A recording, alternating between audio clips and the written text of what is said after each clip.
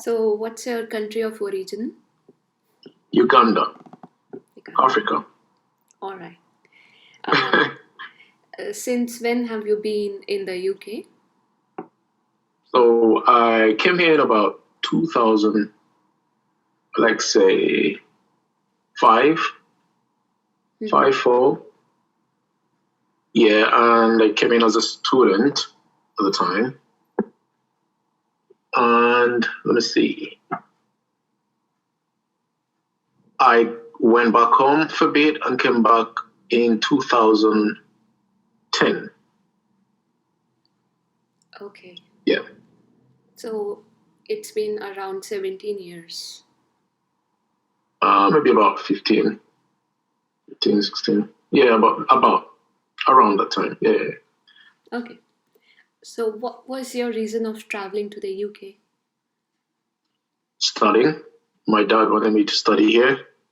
I always wanted to work with computers, but I think the colleges or universities back home are not so renowned for their technology. So yeah, so my dad decided I should come here. Surprisingly, my brother and my sister went to study in India. So Oh, there you go. that's really nice. Yeah. So, have you been to India as well? No, I've never been to India. Yeah, but my sister keeps going back sometimes because she has friends there, obviously. So yeah, Mm-hmm. What part of she, India? I What part of India? think Chandigarh, and I don't know which other place. Uh, there was 2 places they went to study, but I forget. Yeah. Shiv home is near Chandigarh, just All 100 right. kilometers away. Yes. Well, maybe he met my sister. I don't know. Maybe. That's great. Yeah. All right. And you said you had come here to study. After that, Yeah. did you get into the job? Uh, No, I mean, okay. So when I came, I kind of wanted to do things on my own. Guys, it happens. So I wanted to pay my school fees and pay my Well, my dad wanted to pay for some things, but I wanted to try and grow up. So I decided I was going to pay for my school fees and my visa renewals at the time, and what else was that? Visa renewals, school fees, rent. So I had to get a job, you know. And at the time, students I think were allowed to work about 21 hours, oh my give or God. take. Yeah, so I kind of had to like get 2 jobs to make up the time. Mm-hmm. And yeah, it was a bit hard, but especially with the visa renewals because they take a lot of money, you know. But it is what it is. You get through. Mm-hmm. It's life. That's right. Yeah. So yeah, I did a bit of let me see, diplomas in information technology and a higher diploma then, and I think that's what got me into university. And yeah, finally with a degree and with a job. But that was later on because in between I got a kid and then I'd first look after my kid and then go back to university. So yeah, life happened in between, you know. Okay. So, did you go to the university in London itself or somewhere else in the UK?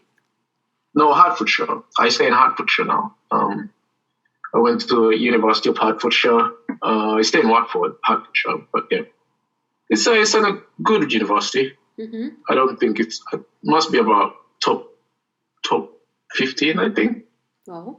it's not that. Yeah, it's not that bad. Yeah, Okay. it's all right. Which university are you in? Pardon? Which university are you in? University of the Arts. Of Hearts. Of Arts, yes. No, I mean, what name? Is that the name? It is the name. It has 6 colleges under it, and I am studying at the London College of Communication. All right, that sounds nice. So it's based in Elephant and Castle. All right. Yeah. And what? So you're doing communications? User experience design. Oh, right. Okay. Yeah. Yes. You're gonna be joining a shift soon in IT, I suppose. Pardon? You're gonna be joining shift in in the computing world. I'm not exactly, because UX is just not about websites and apps. It's not just about the online world. But Yeah. now my project, it's about immigrants and how the experience of immigrants could be made better. So UX Okay. can be applied to different domains, and I don't think I'd be going literally into the online designing world. All right. Okay. Yeah. Makes sense. So what do you want to do then? Which side of it do you want to get into? Uh, it mixes up with service design, and then there is design thinking. So Okay. the tangible outcome could be physical installations, maybe Okay. space design, something like that. Nice. I'm not Rooting actually. for you. Rooting for you. Thank you. Okay.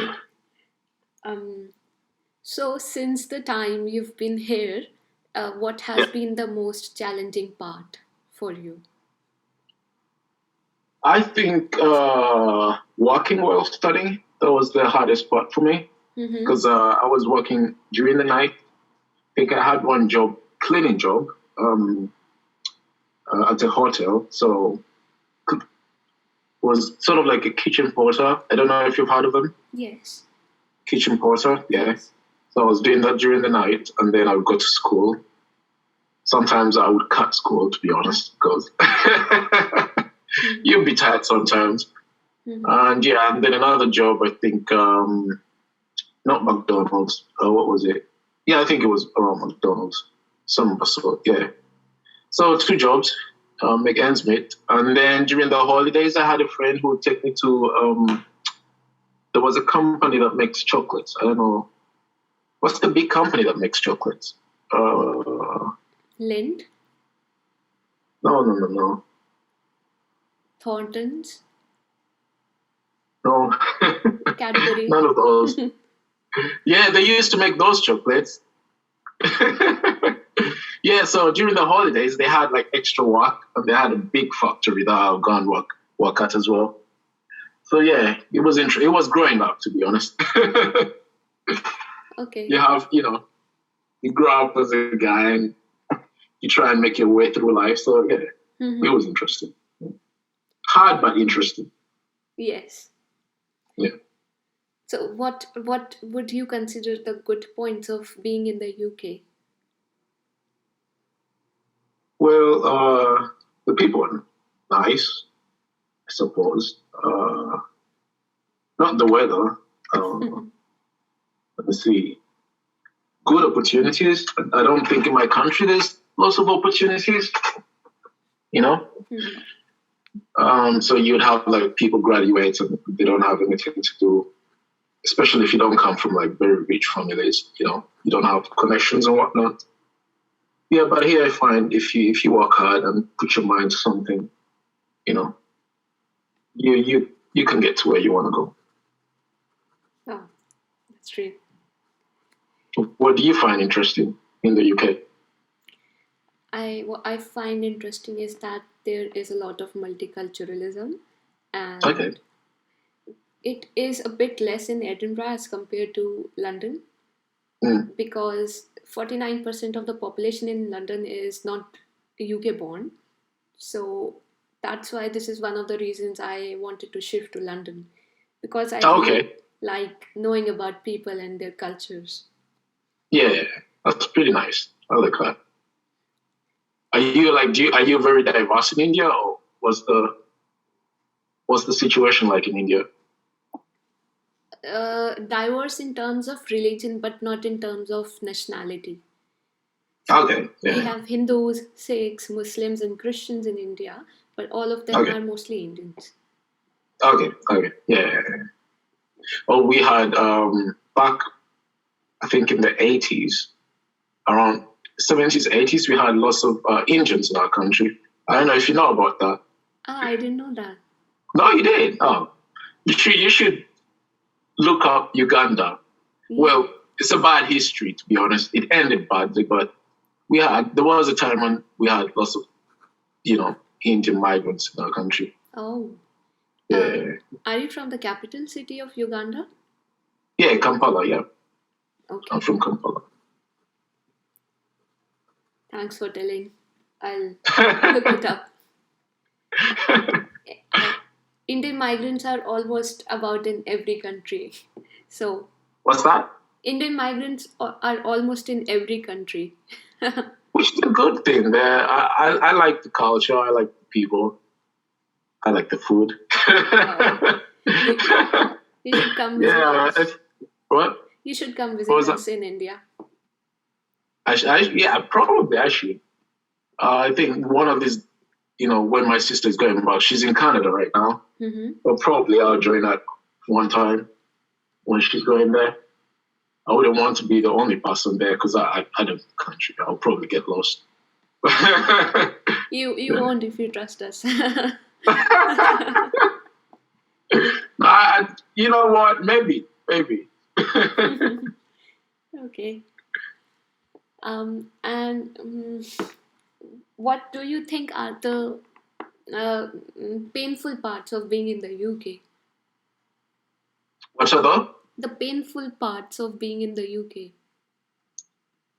Well, if you're not around family, so the only family I have here now is my family, my wife and my child. But I don't have much of relatives around, Mm-hmm. So that gets a bit hard sometimes. Well, it used to, especially when I was still studying or whatnot. But it gets better with time, I suppose, as you grow older. Maybe. The weather, as I mentioned, I could never get used to it. It's I don't know if you have winters in it. You do have winters in India. My sister used to tell me they have very cold winters in India. Yes, around 8 degrees and 9 degrees. That's the minimum it goes. Oh, yeah, but I just can't get used to the cold. And I was born in the tropics, so it's kind of hard for me. What else? I don't think there's much to complain about, to be honest. Apart from those two things, weather, this family. I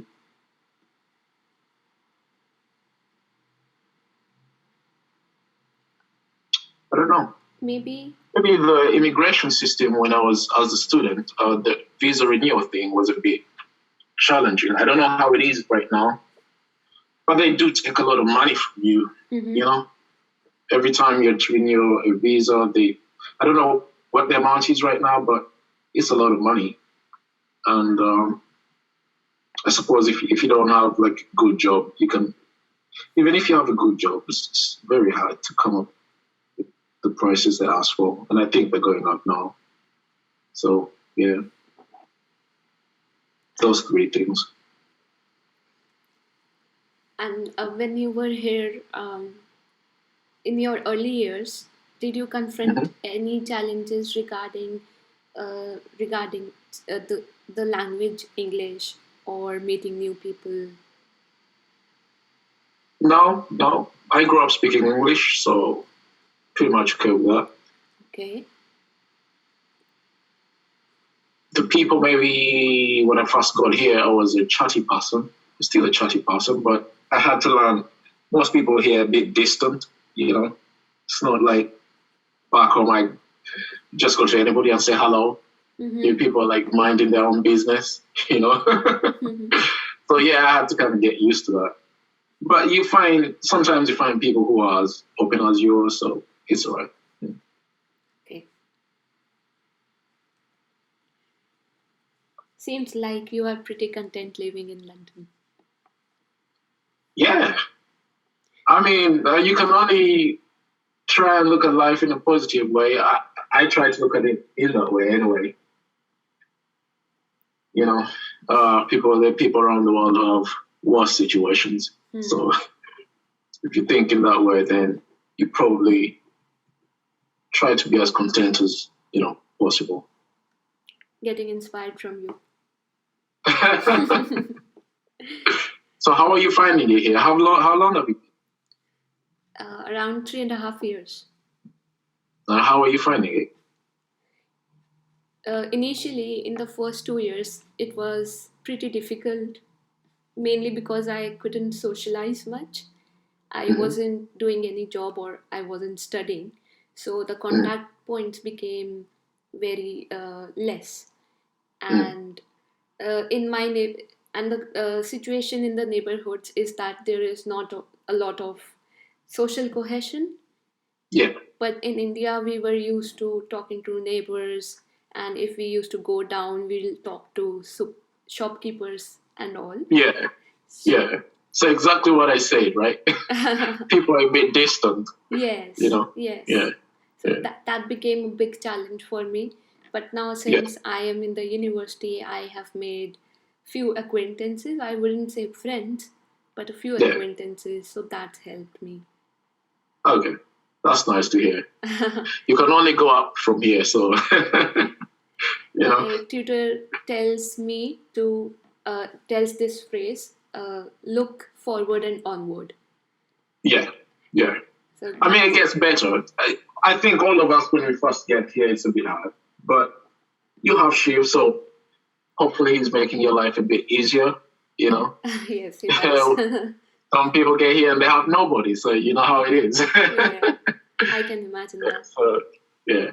Hopefully he's making your life easier too. Oh yeah. No, he's not. He's not. Not a good colleague. Tell him I did. Don't tell him I said that. No, he's a very good colleague. I like working with him. I think he was the first friend I made on this job. And yeah, he's a good person. Has a good heart. Yeah. Okay. Are you coming to the party tomorrow? That's happening in the NHS. There's a party tomorrow? I thought they said they were going to work. Yes, but there's a drink session afterwards, I guess. No, I think they're just going to party, those guys. They don't like working, so when they say work, I think they all mean party. Yes. Yeah, I don't know. I think I might go tomorrow. I was supposed to get my my pass for the building, but I think the earliest I can get is on 22nd. So I don't know. I may join just to, go for the drinks. But yeah. Are you in London, right? No, I am coming tomorrow with him. Oh, right. Okay. And he said, how long are you staying? For 3 days. There for 3 days. Nice. Yeah. Good. Okay. Okay.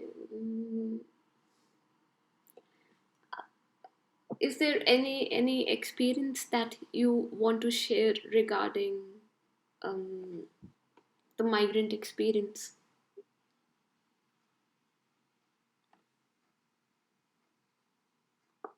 Like, I don't know.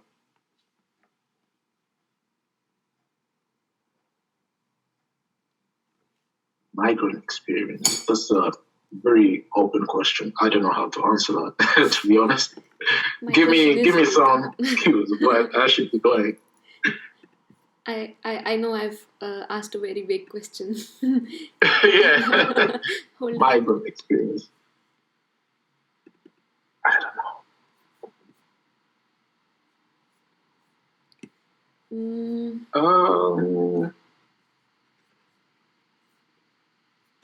I suppose one time my visa got expired. My student visa got expired. And yeah, it was a bit a tricky situation to get that resolved. But it worked out in the end. I think everything that I found hard was to do with the visa renewals and working to get money to renew visas and price of, basically the price to stay here is way too high. Okay. I think I was talking to Shiv sometime back and it was like, oh, was it the British passports? I don't remember what we were talking about, British passports or something. Just to get a British passport. I think now they've increased the price for that as well. Oh. So, yeah. it's kind of just to get settled is a bit hard, especially if you're not part of the EU. So I don't know how the EU people think about it now, but yeah. Oh, sorry, which people? EU. If you're not part of the EU, if you come out from the EU, yeah, I think it's a bit harder. I don't know if that's changed now. Hopefully it's easy for them as well. Hopefully it gets easier for us. But yeah, I think that's the only thing I think I have problems with. Okay, I've noted that. All right. Just lastly, in terms of cultural difference, what do you feel is the difference between Uganda and the UK? People are more open in Uganda, I would say. You can say hello to anybody. I think here people are in a rush. People mind their business most of the time. So you could have a neighbor that you've never spoken to. I had never experienced that, but it happens here.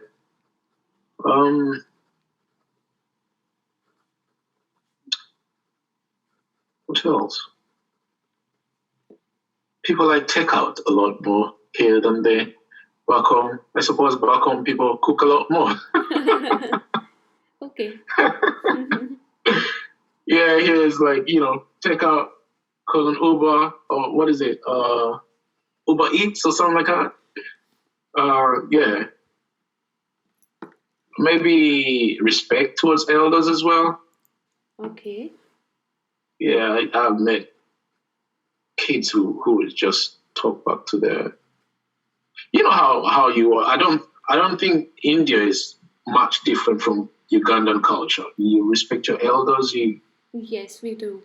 When they're talking, I think you don't need to interrupt. Yeah, so it was a bit of a shock when I would see kids like answering back to their parents and all of this other stuff. So yeah, I don't know. What differences have you seen with you when you came here? Familial structures, like everyone is living on their own, but in India we live in joint families, and we really do have different pronouns for elders, and we would not just call them by their names, but here. Oh yeah. I couldn't stop calling my tutor as John Sir, John Sir, John Sir. You just say sir. That's what I used to do in college. I would say sir, and they'll be like, "What are you calling me sir for?" Yes, my name. But I'm not used to that. You see. Yes. So that was a bit hard for me. Yeah, and I teach my daughter to call like our friends when we go there. She says auntie rather than just say, maybe like Mary or something like that, because it doesn't sound right. Yeah, so I don't know. Yeah. And also that we have many traditions and festivals in India, but the only festival that we get to celebrate here is Christmas. We have Guy Fawkes Day. We have Diwali. Diwali, yes. We have Diwali. We have Eid. What else do we have? Oh, we have the Color Festival. Is it here as well? Holi? I don't know. Color Festival. I don't know if it's an Indian thing, right? Yes. With colors and whatnot. Is it here as well? I think it is here. It is. They have the Color Festival. They have the, I don't know, there's a Jamaican thing they do around Elephant and Castle. Ooh. Yeah. What kind of festival is that? I don't know what it is called. I forget what it is called, but I know they go around like with like dancing and all this and music and food and everything. What else do we have? To be honest, I wouldn't know. I don't do much. Is there what festivals? Oh, there is the. I think around Christmas, they have an ice skating park around Knightsbridge. Have you been to Knightsbridge? Hyde Park, right? Yeah. There's a skating rink they put there. Okay. Yeah. I mean, yeah, but still, it's not that much. It's not that much. It's still a lot less than what we do in India, because we have weekly festivals. We observe full moon days. We observe no moon days, and we have millions of gods in our Hindu mythology. So there are many festivals for every god. I just say you guys like to party. I think that's all. That's all it is. I mean, full moon day and no moon day. Come on now. But the Chinese even celebrate these days. Oh, really? Yes. I didn't know that. That's interesting. So are your cultures kind of similar? I do think so. All right. Do you have any specific Ugandan? What's that? Do you have any specific Ugandan festival? No. Christmas and maybe Independence Day. Okay. That's about it. Were you also Commonwealth country? Yeah, we were. Yeah, and I think when I talked about the migrants, they came to Uganda to do the Ugandan Railway during the colonial years, and then they just stayed after that. Yeah, so that's how the whole situation came about. Mm-hmm. And now then most of them migrated back to Britain. So I have lots of Indian friends here. When I ask them where you're from, they say Uganda. At my daughter's school, there is a lady I just met, I think last week. And we was talking and she's like, oh, my dad comes from Uganda. And he goes back every other year. So there you are. That's great. Yeah. Shiv has a few relatives in Kenya, and they also migrated during the colonial years. Okay. So I guess that might also have been a Commonwealth country. Yeah, Kenya, Tanzania, Uganda, in fact, the whole of East Africa. So yeah. Mm-hmm. Okay. I think that's it. Cultural differences spoken about. Has it been easier for you because you were from the same faith, like Christianity? I suppose I've never thought about it that way, but I suppose it was. Yeah, probably. But then again, I find most British people are kind of, and I don't want to say this in a postmodern sort of, so the belief in, say, God and all this has sort of taken a back seat. It's not as we are back home in my country. Mm-hmm. So, yeah, in a sense, yes. In another sense, not really. But then again, when you come in, you have to make community, right? So you find a church community that you want to go to, or, as you said, your community, and then you try and interact with that. So, yeah.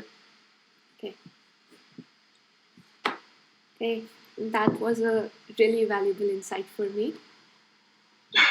And it was interesting to see that your experience was different than those whom I interviewed before, because they had come for just 3 to 4 years, and you have adapted much more in this country because of the long years you stayed here.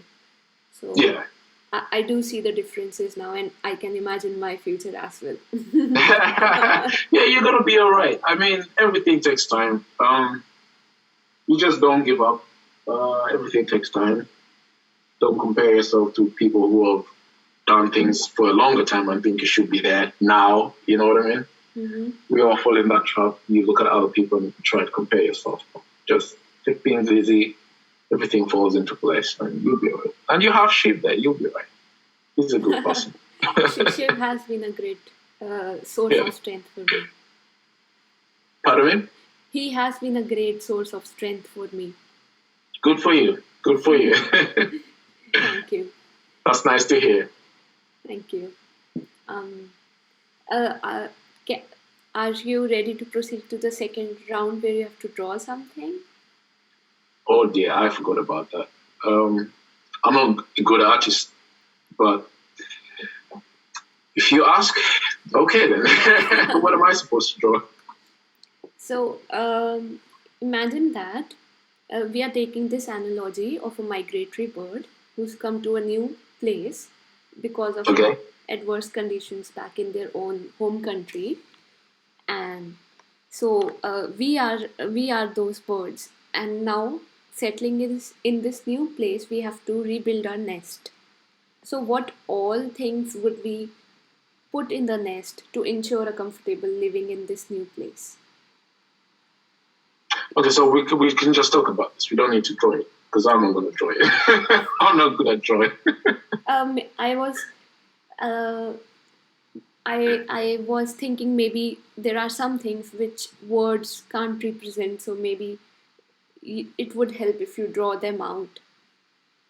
So what things would I put in my house to feel In your comfortable? nest, yes. I don't know. I think I was a city boy, so yeah, feel comfortable. You mean like what? Spiritual sort of things, material things? Could be I any need to have a Bible with me. Okay. Okay.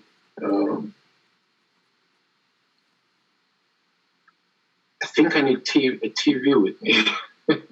Sorry, what? I need a TV with me. TV.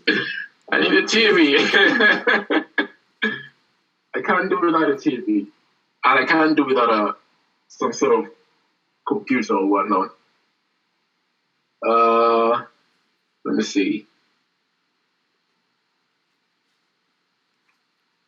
Mm. A bed. I don't think sofas will be that important when you've just arrived. Just a bed to sleep in.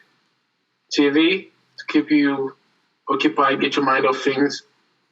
Maybe some good books. The things could also be intangible. Intangible. Give me an example. Things that are intangible. For example, you can say confidence. You can say trust. Well, now I'm just gonna say all that: confidence, trust, friendships. I don't know. Yeah, relationships. I suppose. I didn't know we were talking about that, but okay, relationships. That's a big word, actually. Yeah. Communication, sort of.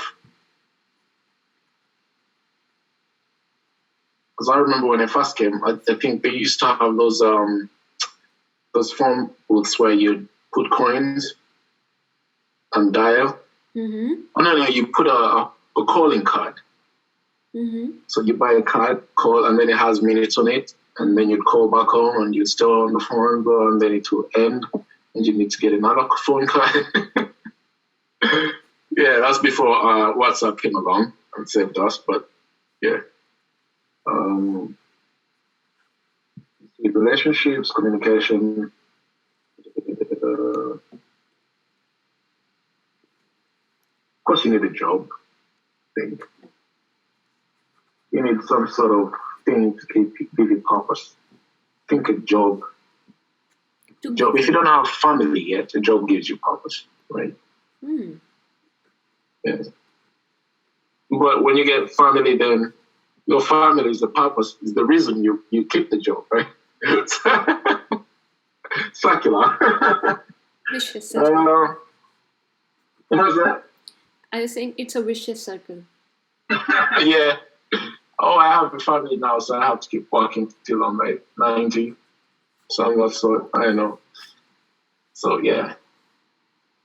You need something to give you purpose, because otherwise you can get easily depressed or yeah. I did experience that in a phase of my life when I was looking for a purpose after completing my undergraduate education, and I couldn't find that purpose. I was confused between what career path to choose ahead, and I'd say that was the hardest time of my life until now, because that makes life look very meaningless. And what did you learn out of that time, if I may ask? What? Sorry, what? What did you learn out of that experience, or how did you manage to pull yourself out of that? That was also the time when I had gotten married, and it did affect initially to establish a relationship on good grounds with Shiv, but then this relationship itself anchored me, and I instilled this thought in my mind that I have to work for both of us. I have to get out of the pit for Shiv and my parents. So family inspired me to come upwards. And That's very good. Yeah. And then I tried to look for my passion and found it in this course, master's course that I'm doing now. Yeah, I think it's good to anchor yourself around things that are just not material and things that are not just, so family, God, faith, because I think, like, when you take all these things away, you still have to find a way to be yourself and keep yourself grounded. You know what I mean? Yes. And that doesn't come from things. It's like I realized a long time ago I'll be working so hard to get something, and once you get that thing, you don't even care about it after a while. Exactly. Yeah. I need a pair of shoes, all this pair of shoes. After you get it, after 1 week, you don't even know where it is. You know what I mean? Right, exactly. So it's a sort of consumerism that we're taught growing up, and but yeah, that doesn't fulfill you in the long run. It doesn't. Yeah. This is what I find most lacking in the modern society that we are in. Because in India, religion used to root me. It used to make me feel fulfilled from inside. And now I am carrying it forward with me. But I see people in this nation, they are being led astray because they do not have the concept of spirituality and of God. So. Yeah. And it's a bit sad, but, I don't know. Because you have to, I think you have to think of, especially when you're in a rough place, something bigger than you. Like there's something bigger than you that gives you strength. Something outside of you, that gives you strength. Because otherwise, what are you? You're just a person at the end of the day. Exactly. You're here today and gone tomorrow. Life goes on. So, yeah. I'm glad you found that, That's it's a good thing. That was taught to us by our parents in the beginning, and we are glad to them that we belong to that generation who could experience this concept of spirituality. Yeah. And hopefully you pass it on to your kids. Yes, hopefully. Okay. Right. So, would you mind finding some images if you're not drawing them for that represents communication, that represents relationship, and represents a purpose? I can make a collage of them. Images that represent relationship. I would say I'm a Christian, so I would say church. Church represents relationship to me. Because that's where you congregate with people, you discuss your problems, and people, because I met lots of people who I didn't know that have helped me through my stay here, Mm-hmm. and most of them have been my church people, congregation, right? Okay. Whether it's when you're having a hard time and you just need somebody to talk to you and assure you of a better maybe tomorrow, if I would say that, or maybe just somebody to understand you outside of yourself. So I find usually church is a place where you can go and congregate and find communion. It's not just a place where you go and worship, right? It's also a place where you go and meet people and make relationships and such and such. That's where I found my wife, church. So, yeah. So if you're looking for an image, church. Another image for me would be work. Because if I'm pretty honest, because you hear stories of young kids who don't have work, and like you said, when you didn't have work and you didn't have school and all these other things, you have all these things going through your head, and there are people like that who that's their whole life, right? And what do they turn to? Crime and all these other things. So people need purpose. So you find something that you're into or you're driven to, and pursue that. So work, church, so the image, family. So the image for purpose that you're suggesting is a workplace? Yeah, workplace. And you can add family to that. Purpose, family. Both of them. Well, family first, then work, but I don't know. You tell me how what the order is. My order is God, family, work. You are sorted. Yeah, God, family. And family doesn't have to just be like your immediate family, because in my family, I consider my closest friends family as well, right? So, yeah. So if my best friend, my best man, if he has a problem, he knows to call me, and I'll try to help in the best way I can. That's family, right? So it's not just the people you're related to by blood, but these are people that, if when I'm down, I can call on such and such, and yeah, that's family to me.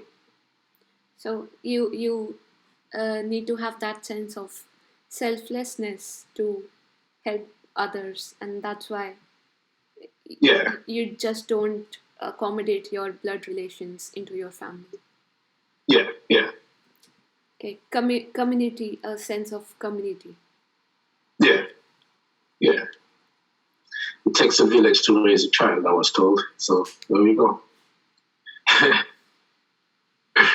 Okay. I think it's the same in your country, right? If you have kids and your parents are not around and the child is a bit naughty, your neighbors can go and yes, they can. It used to happen back home. So if my parents are not around and I'm naughty, the neighbors will come around and then they'll come and tell my dad, oh yeah, he was doing this. So that's community. Yes. It takes a village to raise a child, they say. So yeah. I miss those times. I miss the 90s. You miss being smacked by your neighbors? I don't miss it.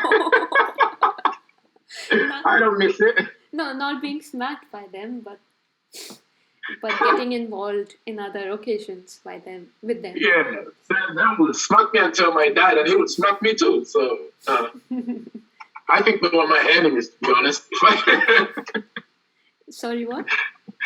I think they were my enemies, to be honest. My neighbors always telling on me,